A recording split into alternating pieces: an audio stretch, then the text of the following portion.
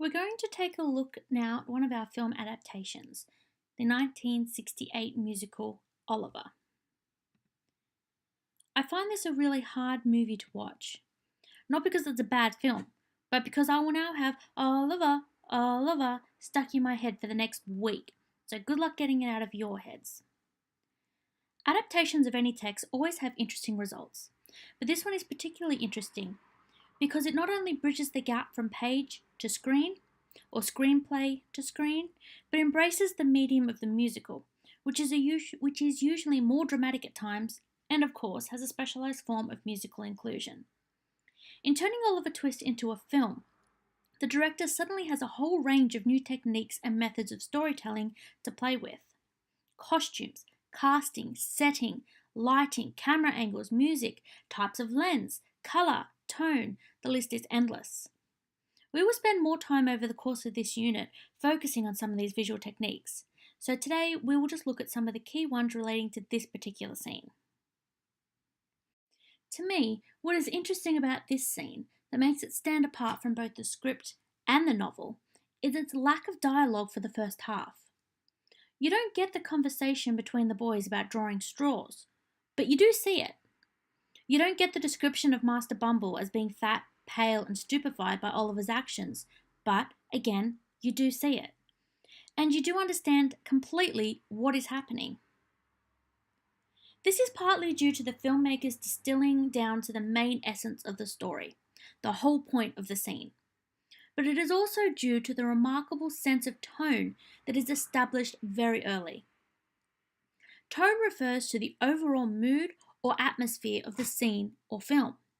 In this case, the director is wanting to portray a tone of dishevelment, of poverty, of neglect.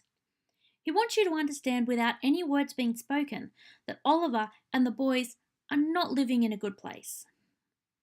Take a look at the film again and decide on how the mood or tone is established. Think about what you can see, hear, and infer or guess based on what you can see. Pop your answer into the text box under the video link and I'll wait here for you to get back. Are you back? Great. Let's have a chat now about vectors. A vector is a visual technique which refers to the line our eyes take when looking at a picture or a movie. An artist or a director will make a purposeful choice in how they illustrate or set up a scene in order to force our eye to look at one particular thing or down one particular path. Let's take a look at one particular shot. Here you can see Oliver stepping up to the table to approach Master Bumble. First thing you may note is that it is an extreme long shot, which means that the frame, or what you can see on screen, includes not only the entire body of our subject, in this case Oliver, but also shows his surroundings, the rest of the room. I don't know about you, but I'm immediately worried about him. He has to walk all the way down that path alone to meet someone who doesn't particularly want to see him. It makes me think of Dorothy and company walking down the long hallway to see the great and powerful Wizard of Oz. And there's a very good reason it makes me think of this scene, and not just because I've seen that movie too many times. The reason is that it shares the same angle of vector for the path they have to walk. You can see here where I've marked out the lines of the path Oliver has to traverse.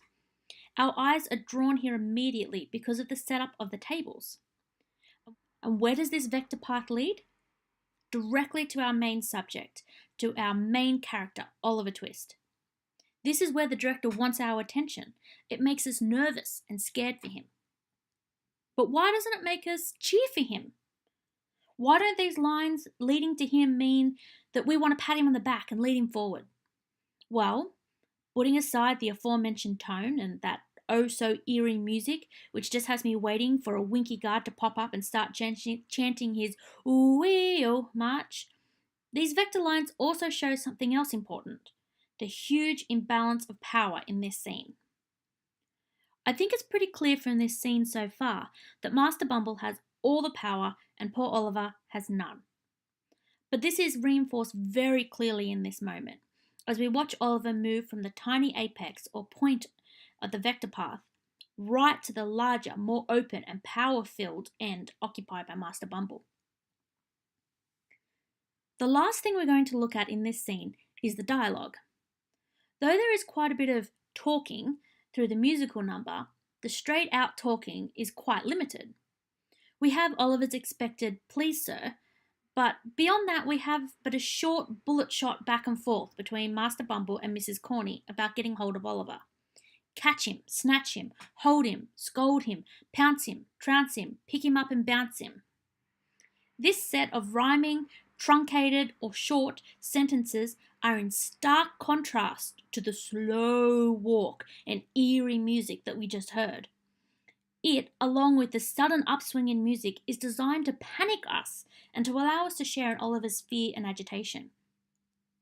For such a short scene, it really is packed with a lot of emotion, more perhaps than can be garnered from reading the script off a page.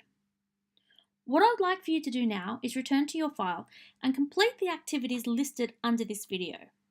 If your teacher has advised you to do so, you may then turn to the section on Charles Dickens' novel.